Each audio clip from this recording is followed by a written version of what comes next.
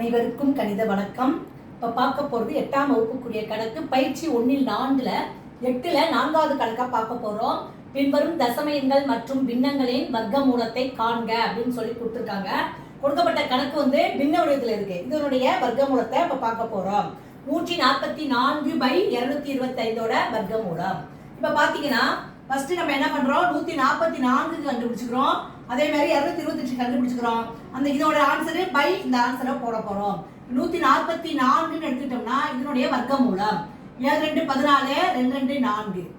திரும்ப 2ஆல் வகுக்கிறேன் 2 6 12ல 6 2 12. திரும்ப 2ஆல் வகுக்கிறேன் 1 2 16ல 8 2 16. திரும்ப 2ஆல் வகுக்கிறேன் 9 2 18. திரும்பவும் 3ஆல் வகுக்கிறேன் 3 9. திரும்ப 3ஆல் வகுக்கிறோம் 1 3 3. 1 வர வரைக்கும் வகுத்துட்டு வந்துட்டோம். இப்போ பார்த்தீங்கன்னா 144 உடைய வர்க்க மூலத்தை எடுத்து எழுதுறோம். இப்போ வந்து என்னென்ன கண்டுபிடிச்சிருக்கோமோ அதை ஃபர்ஸ்ட் இந்த வர்க்க மூல குறியீட்டில் போட்டுக்கிறோம்.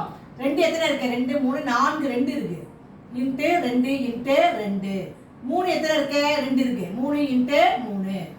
இப்போ வர்க்க மூலம் என்பது 2க்கு 1 வெளியில் எடுத்துடுறோம். 2க்கு 1 எடுத்தால் அது வர்க்க மூலம். இந்த 2க்கு ஒரு 2 பெருக்கல் இந்த 2க்கு இந்த ஒரு 2 எடுத்துக்கிறோம். இந்த 2 3க்கு ஒரு 3 எடுத்துக்கிறோம். பெருக்கினா 2 2 4 4 3 12. அப்ப 144க்கு கண்டுபிடிச்ச ஆன்சர் வர்க்க மூலம் 12. அடுத்து என்ன கொடுக்கப்பட்டிருக்கு, 225. இது 5ஆம் வாய்ப்பால வகுக்கிறேன். 22ல 5 வந்து 4 5 20, மீதி 2 25ல 5 25. திரும்பவும் 5ஆல வகுக்கிறேன் 9 5 45. திரும்பவும் 3ஆல வகுக்கிறோம் 3 9. திரும்பவும் 3ஆல வகுக்கிறேன் 1 3 3. இப்போ 225 வர்க்க மூலம் கண்டுபிடிக்க போறோம். இப்போ பார்த்தீங்கன்னா என்னென்ன பேர் போட்டிருக்கோம், 5 வந்து 2 தடவை இருக்கு, இன்ட்டு 3 வந்து 2 தடவை இருக்கு. இது மாதிரி போட்டுக்கிறோம். இதனுடைய வர்க்க மூலம் கண்டுபிடிக்கும் பொழுது 2க்கு 1 எடுக்கிறோம். இந்த 2 5க்கு ஒரு 5, இது 2 3க்கு ஒரு 3. இரண்டையும் பெருக்கினால் வரக்கூடிய விடை 15. அப்ப 225 வர்க்க மூலம் is equal to 15. கொடுக்கப்பட்ட கணக்கு என்ன கொடுத்துருக்காங்க, therefore 144/225 வர்க்க மூலம் is equal to 144 என்ன கண்டுபிடிச்சிருக்கோம், 12/15.